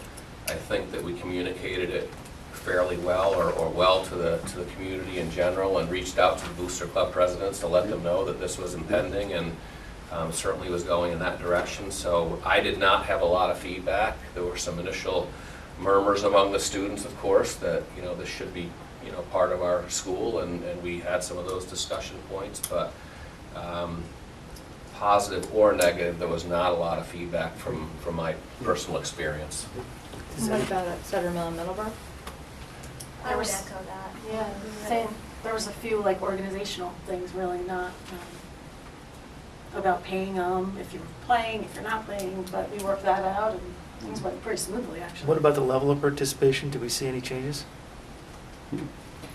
We did not in athletics. And do we see a significant number of complaints or conversations relative to paying the fees and the free lunch program? How did that all work out? We automatically waive the fees for anybody who qualified for free and reduced lunch. And we also offered parents an opportunity to apply for a waiver if they had a hardship. And I believe I received about 10 waiver requests involving more children than that, but maybe 15 or 16 children, and they were all granted. It was obviously a well thought out. You guys spent a lot of time last year or before the decision was taken discussing it. A lot of research done, what other communities do, and we took the lead to do it. We had a good subcommittee. Yeah, I'm sure obviously you did, because and it wasn't a decision taken lightly. I mean, we had a lot of discussion on our booster board about it, and I just, in view of the fact that there hasn't been a lot of negative, I don't see why we wouldn't continue it. Laura? Two questions. When we made the vote to do it, what were we projecting that we would, what did we put in the budget as what we thought we'd bring in? Was it closer to 2? No, it was 170. I think you said we were estimating 175, and then when I actually did the math on how many kids we expected to participate, it came out to 176,000. Okay, so we're kind of on target with what we were expecting. And so that's revenue coming in. What would you say was the cost to administer the program or the Well, we did it with existing staff, a lot of different people, so there was no real incremental cost. It was more work for a number of people. And did that have really an impact on their day? I mean, how disruptive at all was it to the daily operations of the people who handled it? I think the person probably most impacted was the athletics secretary, I would think. Although it's hard to quantify it because this being the first year, there was a lot of work done to get it set up and thinking about how to set it up and going about setting it up between my administrative assistant Mary Ann and his lead technician Joy Fuller about how to use Power School and using PayPal and coordinating all those efforts with.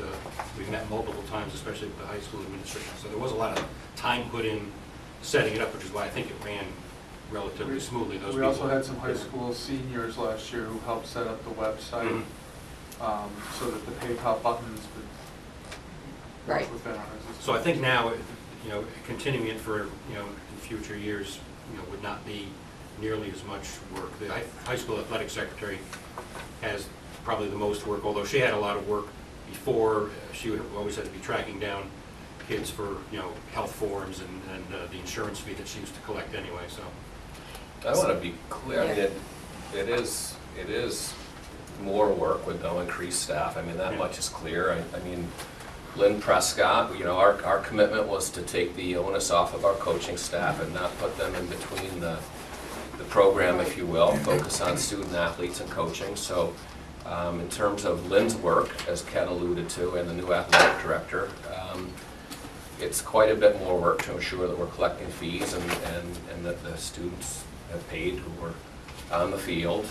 There's a challenge in collecting fees and clubs and activities at the high school because that's a bit more sporadic in terms of when they meet and how often and when students show up and how many times, being there one time, 2 times, what constitutes participation. Right. So, we spent a significant amount of our administrative team meeting this week, probably an hour, developing a plan to, pursue that and try to implement it in fidelity as the board and the district would wish. So, it's not I don't think the story's been told on everything yet. It'll be interesting to see how close we are to the 176, and there are significant human resources still invested in making this work for everybody involved. I would say, Glenn, to your point, we put a lot of thought and effort and research into considering this idea. But I will tell you that at the time that we took it was a very difficult decision for all of us to make. And I will say that collectively as a board, though, we said that we would move forward with it, understanding that it wasn't set in stone that this is how we were going to do it, and that each year we really would reevaluate the need for it. And having said that, I personally don't feel I'm at the point yet with other changes and maybe reductions that might be able to be made in this budget that I would be able to support continuing this again for another, not as of today. That's not to say that I won't be after, the administration has a chance to go back and look at the numbers again. I just think it's too soon to jump on that yet, because I made a commitment when I voted for this program last year that this year I would look at the program, the budget, with a clean slate without considering participation fees until they were absolutely necessary. And I don't feel as if I've gotten to that point yet. And to put it in perspective too, if we added the participation fees back in, it would bring the increase down from 4.66 to 4.43%. I mean, yeah, it's not the cure-all, Yeah, okay, but it is a piece of the pie. absolutely. No doubt. I have a question. I noticed increase, and I'm looking at Millbrook. And my question is, can we quantify how much state mandates like student success plans are costing us in additional staff time? I see like a request for increased days for guidance secretary. I don't know at all if that's related, but somebody has to input all the data into the student success plan, and somebody has to make sure all that gets onto Naviance and moves up to high Purchase of school. the purchase of the Naviance was a cost that we absorbed. Yeah, that, yeah. Easily quantifiable. But So- that was in this current school year, correct? Well, then we'll have to pay the fee It's a for subscription, so you pay it every year. subscriptions, yeah, but is there any way to quantify our staff time? Just thinking about what we're going to tell the public. There certainly is a way to quantify the time that's spent on certain initiatives. I don't think we could quantify absolutely everything. And I wouldn't say that the increase is solely related to the student, the SSPs, the student Okay. success plans. However, I can get information for you on, approximately how much time is spent by the guidance secretary. What I will say is, time over the summer, increases in time over the summer are related to a lot of the paperwork that has to be done, updating student files. This year we had 43 new students register over the summer. There is paperwork associated with that, So and that- the guidance secretary. Okay, but that's not related to, Not directly related to Okay. the SSPs, no. So I would say that, the overall increase is just related to all of the many different things that the guidance secretary does, not specifically the SSPs. However, I will look into that for you. thank you.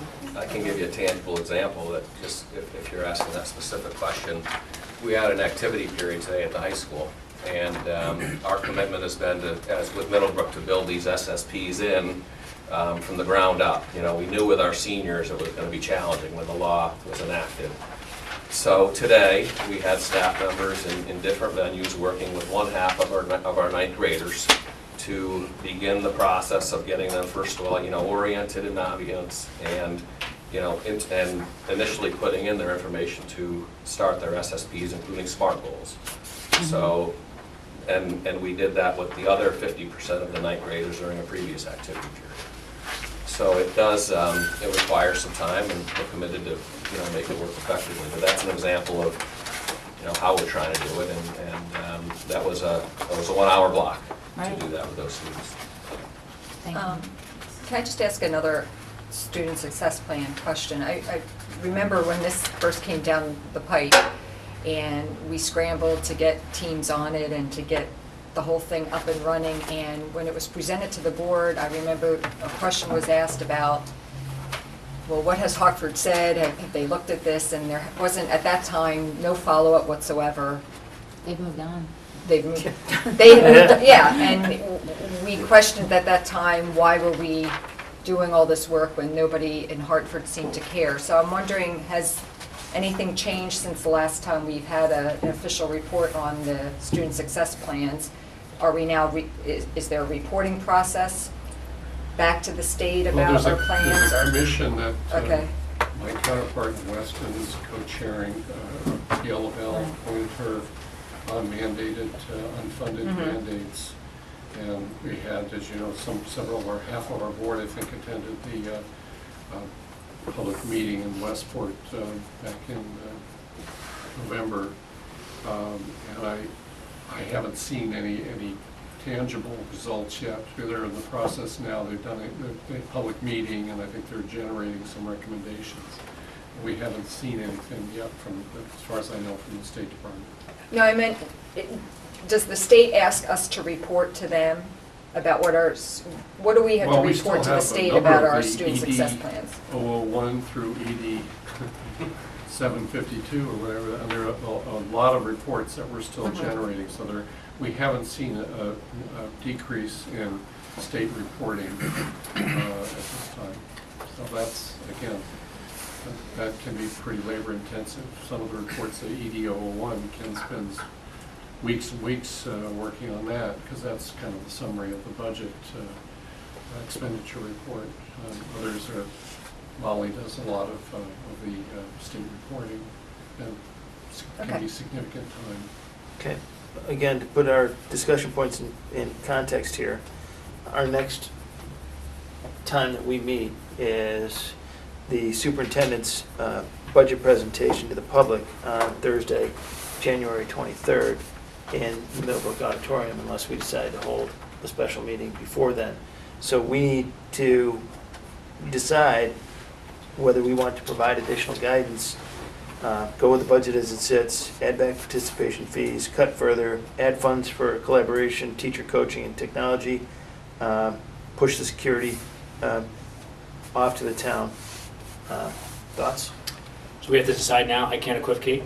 I can't ask for more information and empirical data and then. You could. Can I do that? You could absolutely do that. What that means is that we will go, unless we have another meeting, we'll go through the town hearing before we get back together, which is an acceptable path. It would mean that we're going to leave this meeting with the budget as it stands, looking for more information. Okay, can I ask two questions and then I'll answer your question? Sure. Great, thanks. So back to the issue on the participation fees, are they differentiated by sport? No. Did the group think about doing that Yes. and decided against it because? The best analogy I can give you is the town decided to build football fields and baseball fields and not ice hockey rinks. Okay. Or swimming pool. I think- swimming pool. Or ski mountain. I think I understand that. Or a ski mountain? Or ski mountain. Okay, I think I understand that. And we have in here, I'm looking at the athletic budget, we have information on actual participation in 12 and 13, but only budget in 14. Do we have a sense as to how close the actual participation rate is by sport compared to the forecast? Very close so far. Very close so far. Yes. To Glenn's point, we haven't seen a decrease or a significant increase. The numbers have been tracked by our athletic director and very close, with seasons still in our future. So then we would expect then, as an example, for boys track, the budget is 65, and we're on target, and yes, the proposed budget for next year is 90, so that's a 50% increase, so there's probably a story behind that. There is. Okay. Okay, so I would like to think more about the participation fees. I'm surprised to learn that the consumers haven't objected to the increased cost. Maybe said another way, they're happy with the service they're buying and they're happy to pay for it. And if that's how the town likes to fund a portion of its overall academic program, I view sports as part of the overall academic program. Have you considered increasing the participation fees? We have not talked about that as a board. Okay, so I might wonder, to find out what the community really wants, if they seem to be so sanguine with $175,000 of fees to fund these programs, maybe they would be actually quite satisfied with twice that amount. And that's a question I'd like to understand an answer to or perspective on, and then generally... You're looking for the cost-demand curve intersects. Something, because I'm surprised by the outcome. I would have expected that Many children would not have participated. I would have expected the hardship program to be more broadly availed, and I would have expected more complaints. I'm very, very surprised, pleasantly, but very, very surprised. But that leads me to wonder whether there's not an opportunity here, which is goes against my grain, but an opportunity here to increase the fees. And if you ask me if I can't equivocate and get more information and a longer range plan, and by the way, I understand the challenges of long range planning, and I understand the difficulty of being held accountable. It frustrates me every day with my board. So I understand. I also understand that sometimes you need to make good faith guesses, and over a long period of time, then track what happens. And imagine a situation where 5 years ago you were making good faith guesses, and in 2014 it turned out that your 5-year guesses turned out to be reasonably accurate. Then when you put together your next 5-year plan and you argued for a certain amount of investment, you could at least rely on the fact that historically you've been pretty good at guessing, and it might have given you. So at some point in time, I think you're going to have to go through the pain of putting together these longer term guesses and recognizing it's going to be difficult to measure the outcome, but I think we'll collectively be better off if you do it, even though, it's difficult to do. Having said all that, I would vote for spending more money rather than less. I would not be supportive of a reduction in what you have presented to us. I might observe, given class sizes, given student-teacher ratios, given the investments in technology and the rest, that we might be not being ambitious enough. And I'd like to find out from the town how they really feel about how their real estate taxes are spent. It's not clear to me that there isn't a good proportion of the town that would like to spend more rather than less money. Maybe not, but I'd like to ask a question. Okay, thank you. Mike? Oh, I thought I already. Okay, Oh. yes, you did. No. Well, I was looking on Okay, go these ahead. points. What are my points again?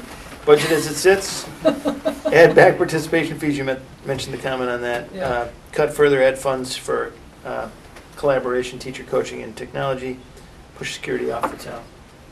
Recognizing that our next meeting is the superintendent's Right. public hearing. I'm comfortable taking this to the public hearing to see the town feedback we get. And I do want to sit on participation fees. And I think security, obviously, that's an issue. It's being, in a sense, presented to us versus us presenting what we want to do. So I said, I think given the fact of where it's coming from, I'm fine with trying to say, can we share this expense at least with somebody else? Okay. Laura? I don't want to make a decision about participation fees either. One of the things, we only looked at participation fees last year. I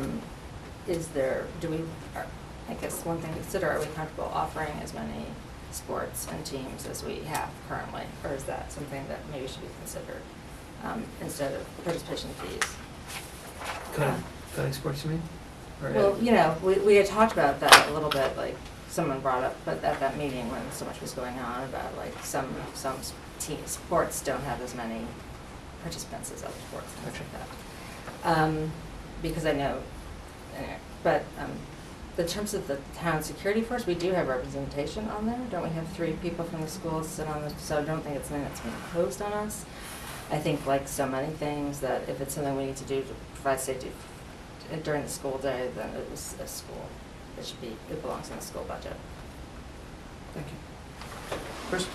I'm happy to pay for the security and being requested of us if the Board of Finance is willing to raise their 1.75% cap Yeah. to take into account that we are being asked to absorb Right. a significant new measure. Having said that, I have no problem with continuing the participation fees. I think people in the town are well aware of the climate. Nothing has changed from last year. Whether or not we want to go increase further, Chris, just so you know, we pretty much looked at what every other school in our DIRG was doing, and I think we're pretty much in the middle, maybe. We're just sort of spot on with what other towns are doing. Richfield In the middle, though, you said. is the Yeah. highest. So there are some towns charging more. Yeah. There's a couple that are, yeah. So I would be very wary of asking more. I mean, my sense was when we did the research that people were sort of expecting it, and we came in at a good price point, which is maybe why we didn't hear any complaints. Right. I'm not willing to test people's patience on it any further. So I do think that 4.6 is high. But given that if we maintain the participation fee and find a way to share the security cost, I'd be willing to go ahead with the budget.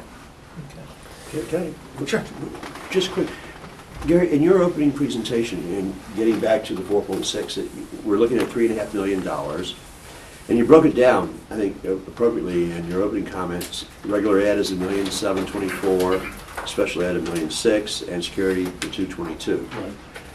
Of the $1,724,000, in round numbers, how much of that is contractually driven? Pure contract increase of $1,724,000 in regular ed. I've tried to get to that number and I just can't get Yeah, I that. think we need to, ordinarily, you look at the big picture and 80% of our budget, salary and benefits. I don't think you can apply that. No, that's why I'm asking here. I think we'd have to look at it. So I'd like to get a handle on the regular ed increase, which is $1,724,000. Right. How much of that is pure contract driven? And then of the $1,006,000 increase for special ed, how much of that is contractual increases? $1,006,000, so that we can get to the point. Say, look, we have no control over this portion of the $3.5 million.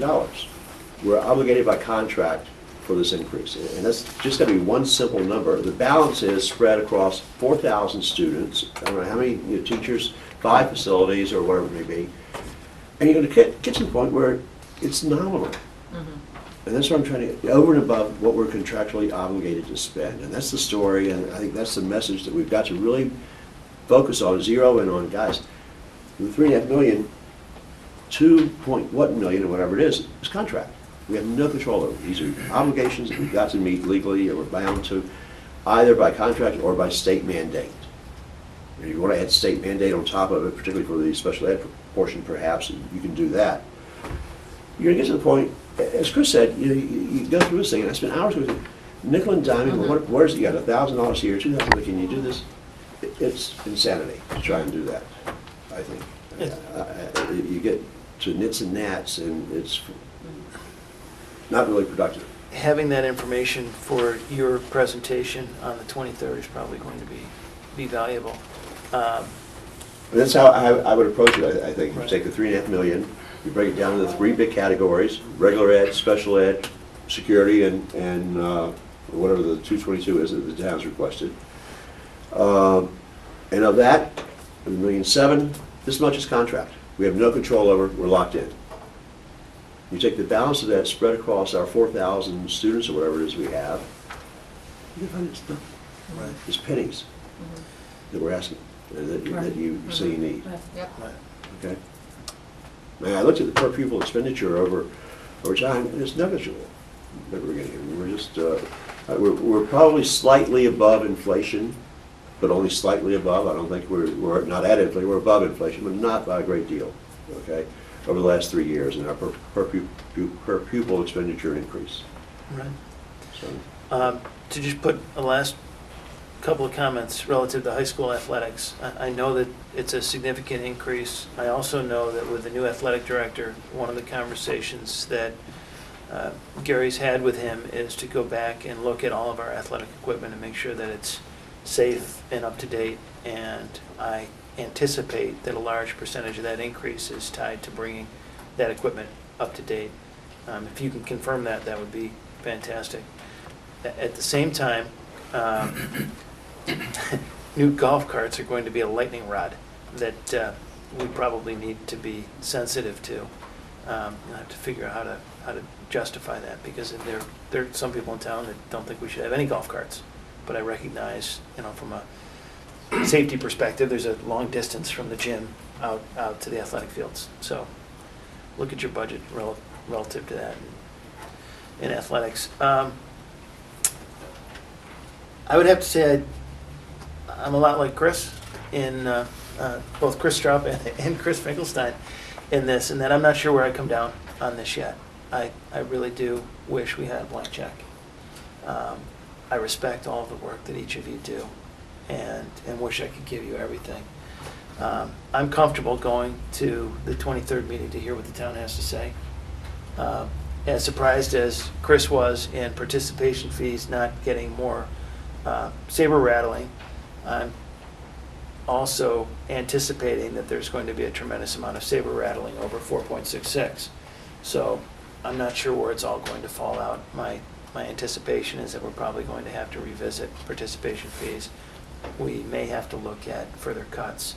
I'm intrigued with Chris Straub's question about additional investments, and I wonder if there's perhaps some opportunities in the community to find ways to fund those kinds of investments so that we can continue to grow while we also look at the way we manage our current budget. And I'll throw one last harebrained idea out there, and it goes back to athletics, which is now that I've got kids in interscholastic sports, going around to a lot of different schools, and they have advertising at their athletic fields. So, we may have to think outside the box. Now, ironically, they're town facilities, and the town may say those funds go to them, but I'm going to encourage you to think outside the box without selling public education. So, any other closing thoughts, comments? In the past, we've been able to submit questions if we have further questions. Yes, Are we able to absolutely. do that still? Absolutely. Please. Forward any questions that you have on, and we'll make sure that you get them answered. Sooner the better. Wonderful. And for each of us, remember to grab your, actually, I'll grab it, never mind. Meeting adjourned. Can I see Nope. the... Yeah, we're adjourned, aren't I we? need to see the administrators to follow up on 2 items that we didn't get to finish. Yeah, we need to. Just have it. Larry, I want to clear over. Yeah, why don't we go? You're right. Are you gonna take them for Saturday? Yeah. Yeah. Do you have, does Molly still have Jill and Karen's? I don't know. Yeah, but I still have